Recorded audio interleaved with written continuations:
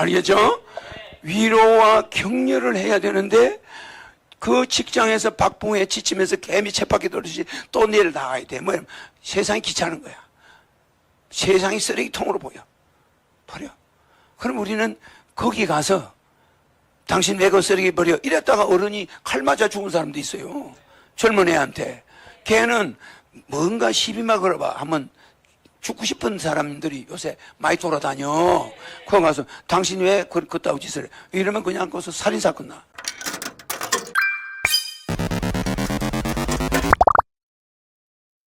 제 한 달 전에 올라온 영상이에요. 일요대담 308회에서 말씀하신 내용이고요. 제목은 항상 조심하거라. 지금은 건드리면 폭발한다. 인간들이 폭발한다. 무슨 말씀을 하시나 들어보겠습니다. 알겠죠? 그런데 꼭 우리가 해서 안 되는 거는 남을 어떤 사람이 침을 길에다 탁 받고 쓰레기를 버린다. 야, 이 새끼야. 이러면 되나 안 되나? 자기가 판사가 아닌데. 맞아. 이거 안 된다는 거야. 그지? 저 사람은 쓰레기를 버리는구나. 내가 가서 주스면 돼. 내는 안 버리면 돼. 알죠? 저 사람이 밤새 박봉을 받으면서 야간 늦게 근무해가지고 저 사람이 되게 지쳤나 보다. 얼마나 몸이 피곤하면 여기가 쓰레기장인지 뭔지도 구분을 못하는구나. 참 세상에 죽고 싶은 마음인가 보다. 이런 이해심을 해야 되나 안 해야 되나. 그래서 쓰레기를 그냥 버리는구나. 세상에서 너무 실망을 했나 보다. 맞아. 이렇게 생각하면 연민의 정이 들어 안 들어가? 지금 이 시대는 남을 뭐 해줘야 돼요? 알겠죠? 위로와 격려를 해야 되는데 그 직장에서 박봉에 지치면서 개미 쳇바퀴 돌듯이 또 내일 나가야 돼. 뭐 세상이 귀찮은 거야. 세상이 쓰레기통으로 보여. 버려. 그럼 우리는 거기 가서 당신 왜 그 쓰레기 버려? 이랬다가 어른이 칼 맞아 죽은 사람도 있어요. 젊은 애한테. 걔는 뭔가 시비만 걸어봐 하면 죽고 싶은 사람들이 요새 많이 돌아다녀. 거기 가서 당신 왜 그따위 짓을 해? 이러면 그냥 거기서 살인사건 나. 맞아요. 절대 남을 위로하고 격려를 받아야 될 사람들이 너무 쌓여 있어. 장가도 못 갔지. 부모님 앞에 떳떳하게 보이고 싶었는데 이게 나의 뜻대로 안 돼버렸지. 라이센스도 없지. 월급은 직장에서 쫓겨났지. 젊은 친구가 죽고 싶은 사람이 많아. 그래 한강으로 가고 있는 도중에 어떤 놈이 시비를 거네. 뛰어내리려고 가는 도중에. 그 사람 참 재수없는 거야. 모든 사람이 한강으로 지금 가고 있다고 생각해야 돼요. 맞아. 건드리면 폭발해. 지금은 건드리면 그래. 어차피 죽으려고 한 거 잘 걸렸다 이 새끼. 너 같은 인간 때문에 내가 이렇게 고생하는 거야. 이 맛 좀 봐라. 같이 그냥 자기 원한이 거다 다 덮어 씌워버려. 이런 시대에 우리가 살고 있습니다. 내 말 맞죠? 와. 네, 제가 이 영상 보여드린 이유가 있어요. 최근에 뉴스가 계속 나쁜 걸로 핫해서 문제입니다. 이런 거죠. 칼부림. 뭐 칼부림이든 폭력이든 뭐든 간에 이게 좀 우리 일반 상식을 뛰어넘는 그런 흉악 범죄들이 너무 많이 나오고 있어요. 빈번하게. 뭐 최근에 이제 초전도체 얘기 나오면서 약간 이제 와 우리나라 진짜 뭔가 되는 거야? 이런 좀 희망찬 아무리 거짓으로 끝날지라도 혹시 근데 그것을 덮을 만큼의 너무 안 좋은 흉흉한 소식들이 막 들리는 거죠. 근데 이 한 달 전에 이런 진짜 예언 같은 말씀을 하셨죠. 네, 좀 안 좋은 방향이긴 하지만 어쩔 수가 없죠. 신님께서 말씀하신 대로 앞으로 한 2년, 3년 정도는 거의 불바다처럼 막 10,000명 중에 1명이 살아남고 막 이런 식으로 좀 안 좋게 흘러갈 수밖에 없어요. 왜냐? 네, 신혜님이 진짜 등장하기 전까지는 그런 스텝이 필요한 거겠죠. 그런 지금 전조 현상이 아닌가 싶어요. 또 이제 여기 서현역 칼부림.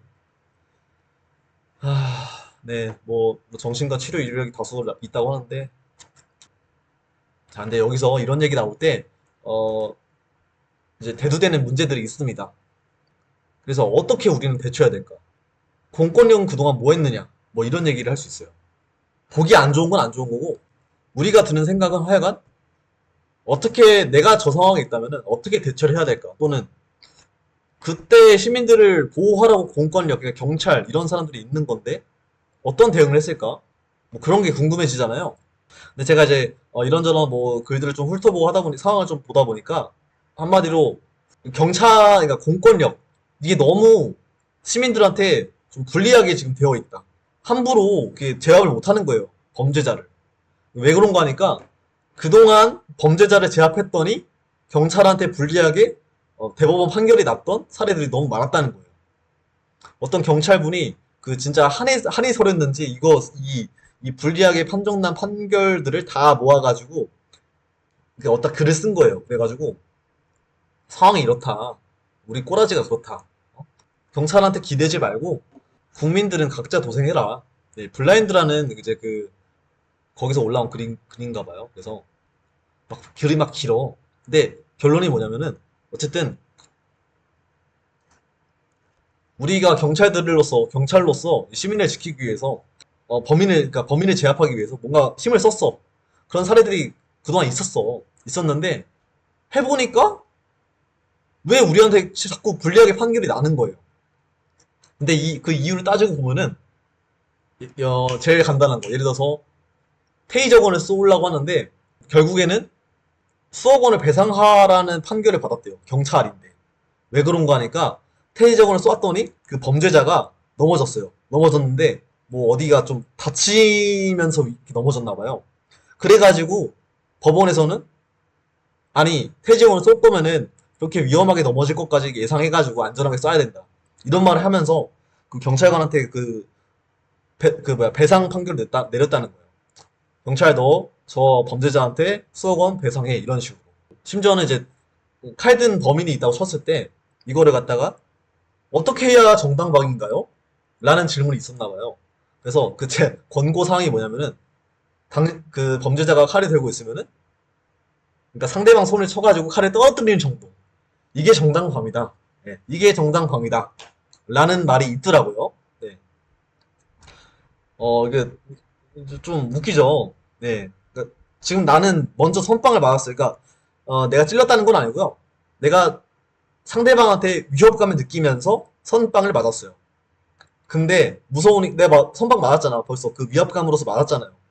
그러니까 근데 내가 할 수 있는 정당방위, 법에 저촉되지 않는 정당방위가 톡 쳐가지고 아주 재빠르게 손을 쳐가지고 칼에 떨어뜨리는 거. 이게 전부래요. 뭐 때린다?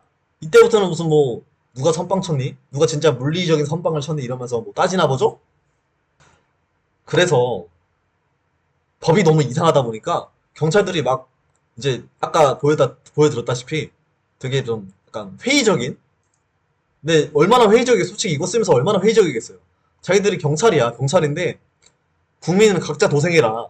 이런 글을 쓰고 있는 거예요. 네. 자, 앞으로 묻지마 범죄 등 엽기적인 범죄가 늘어날 것 같은데 경찰 이대로는 방법이 없다. 국민은 알아서 각자 도생해야 함. 라고 하고 있어요. 아쉬운 대처들이 많았단 말이죠. 근데 그 이면에는 이런 법적으로 뭔가 이게 경찰들도 어디 기댈 데가 없는 거야. 법적으로. 예, 이 댓글을 보면요.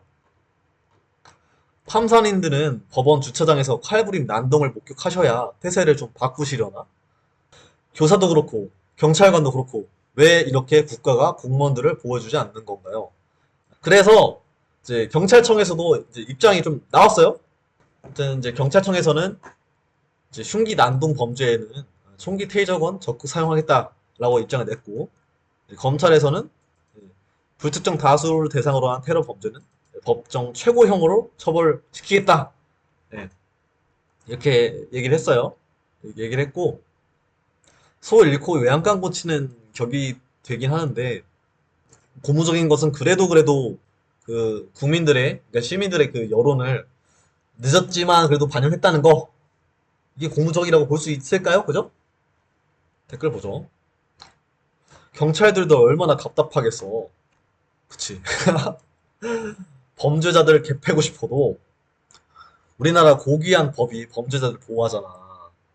그래. 청장이 말이라도 저렇게 해주니 시원하네. 사살하면 특진시켜야 됩니다. 실제 어쨌든 저기 미국이든 그러니까 이런 치안이 좀 센 나라 거기는 진짜로 뭐 손 들라고 했는데 손 안 대면 쏴버리지 않나요? 일반 시민으로서 또는 뭐 범죄자로서 하여간 상대방이 이제 경찰인데 총을 들었다? 뭐 손 들라고 했다?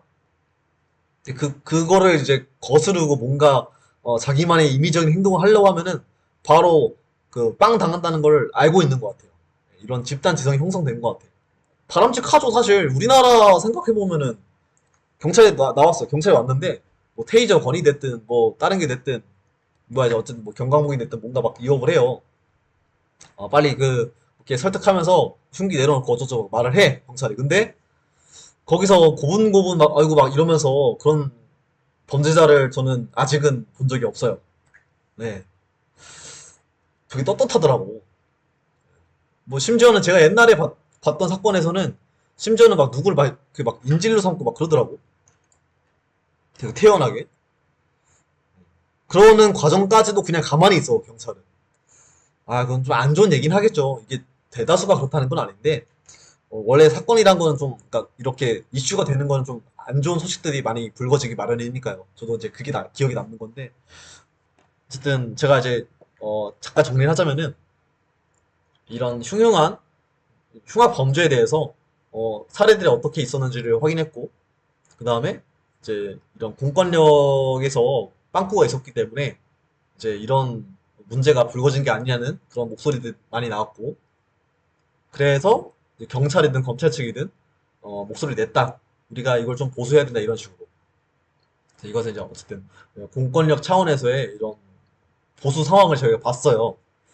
그리고 이제 개인적으로는 뭘 할 수 있을까라고 고민을 살짝 했는데 뭐 제 생각에는 그냥 호신용 스프레이라든가 아니면은 이제 속된 말로 졸라 빨리 튀는 거? 어, 그냥 달리기 제일 빨리, 그러니까 최대한 빨리 뛰는 거. 솔직히 여기서는 뭐 무술이고 뭐고 그런 것도 없어요. 제 생각에는. 뭐 격투기를 배웠다? 이거를 뭐 화려하게 뭐 손날로 뭐 팔에 딱 쳐가지고 아니면 뭐 뭘 해가지고 뭐 제압한다? 저는 일단은 굳이 그렇게 하고 싶지 않고 그냥 뛰고 싶습니다. 네. 그래서 제가 생각해본 네, 훨씬 저기 뭐야 해결책까지? 근데 이제 여러분들이 이제 하나둘씩 한번 제안해 주신 것들이 이제 뭐가 있냐면 총기가 있죠, 총기. 총기가 있었어요. 총기 소지를 허용하자. 라는 얘기가 있었고요. 비비탄 총도 있고요. 방탄복도 있네요. 방탄복도 나왔네요, 방탄복. 예. 그러니까 우리가 사실 근원에 대해서는 얘기를 안 했잖아요. 이 사건이 왜 일어났을까에 대해서는 고민을 안 했잖아요. 뭐 이제 그 뉴스 기사들 보면요. 뭐 이런저런 얘기들이 있긴 해요. 뭐 예를 들면은 뭐 정신적으로 뭐가 문제가 있었다라든가 아까 시인님께서 말씀하신 것처럼 그러니까 그런 거죠. 뭐 누구한테 인정도 못 받아, 뭐 뭐도 없어, 뭔가 막 열등감만 생겨. 그러다 보니까 도약에 곤두서 있는데 누군가가 자기를 뭔가 스트레스 싹 준다?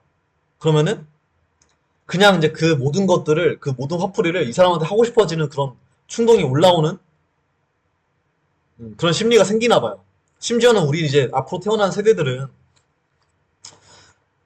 이게 뭐랄까 동물에서 온 영혼들이 많을 거 아니에요. 신인이 말씀하신 것처럼. 그러니까 이제 그런 충동을 제어하는 이게 전두엽이랄까? 이게 좀 많이 약해진 상태가 아닌가 싶기도 하고요. 근데 만약 신인님이 이제 집권을 진작에 하셨다면은 그런 친구들이 아무리 뭐 속된 말로 뭐 영혼 자체가 좀 짐승에서 온 지 얼마 안 됐다 치더라도 어쨌든 후천적으로 사회가 잘 정비로 그 어떤 제도로서 잘 정비해 주면은 돈 걱정 없어, 연애 걱정 없어, 뭐 결혼 출산 걱정 없어, 부모님한테 효도도 할 수 있어, 나라한테 생일 케이크 받으면서 뭔가 축하도 받아, 뭐 결혼할 때도 뭐 결혼 축하도 받아, 그 대통령한테 직접. 아니 얼마나 살기 좋은 사회겠어요. 얼마나 신명 나겠어요. 이런 사회에서 와, 더 즐기고 싶지.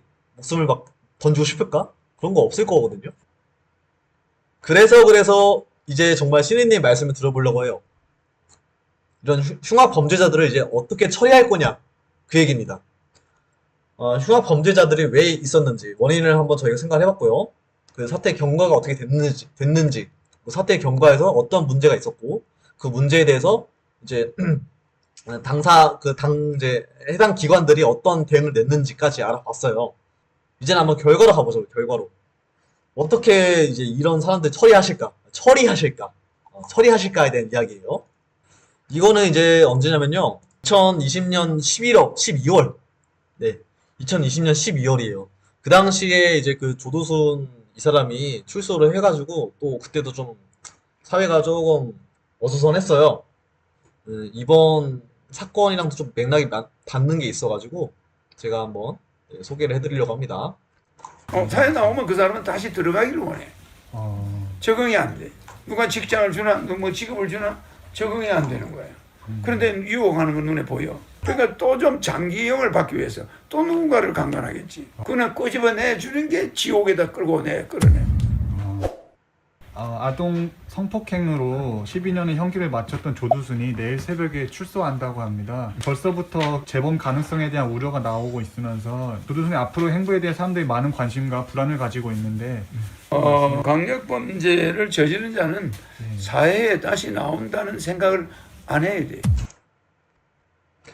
강력 범죄를 저지른 자는 사회에 다시 나온다는 생각을 안 해야 돼. 우리 지금 이제 이런 흉악 범죄를 저지른 사람들이 어떻게 처리가 될지를 고민하고 있어요.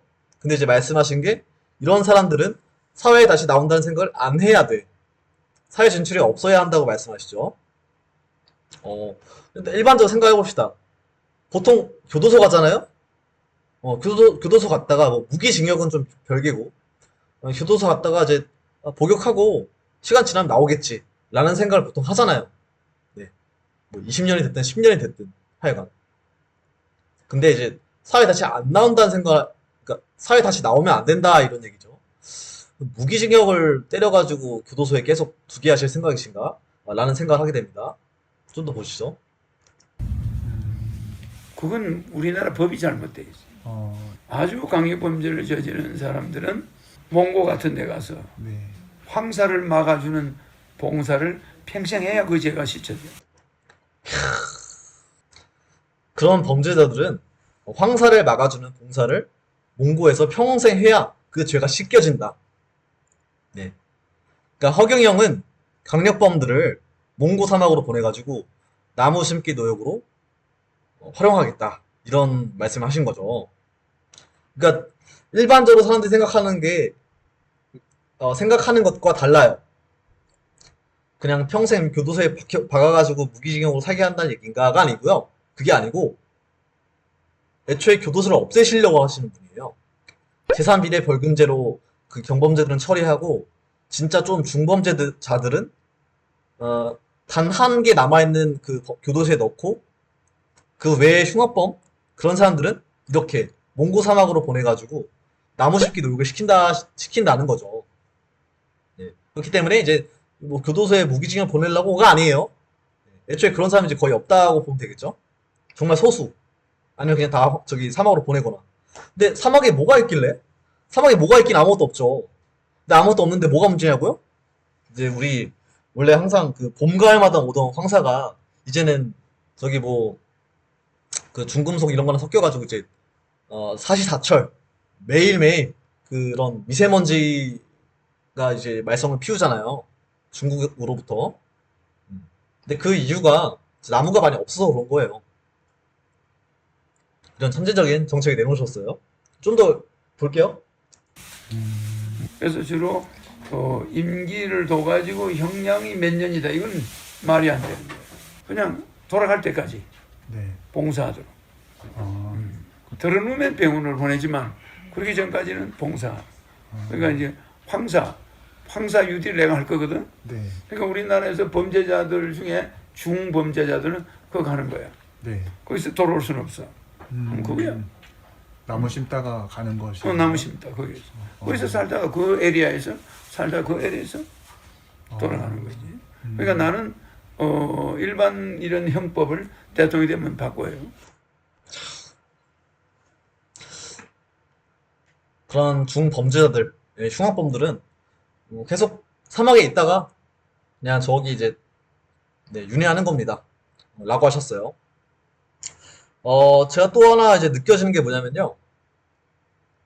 한마디로 아닌 사람은 확실하게 구분을 짓는다. 봐주는 것도 선이 있다. 뭐 이런 좀 싸늘한 말 같아요. 싸늘한 하늘의 어떤 섭리랄까요?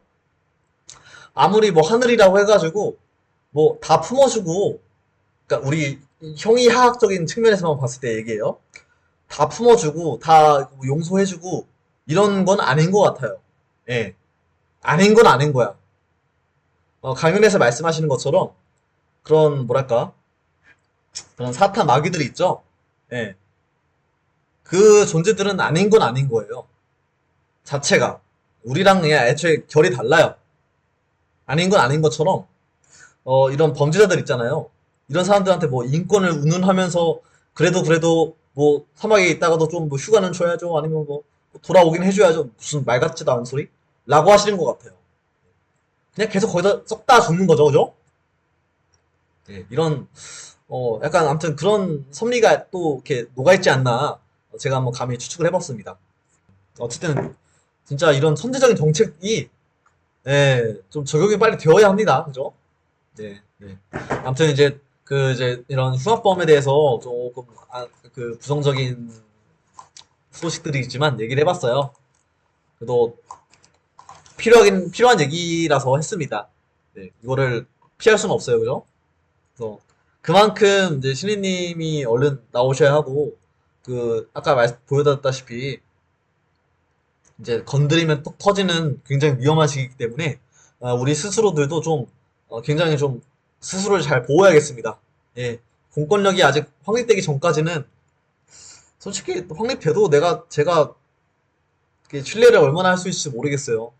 네, 그냥 내가 잘 살아야 됩니다. 네. 우리 운전할 때도 방어 운전이라고 하잖아요.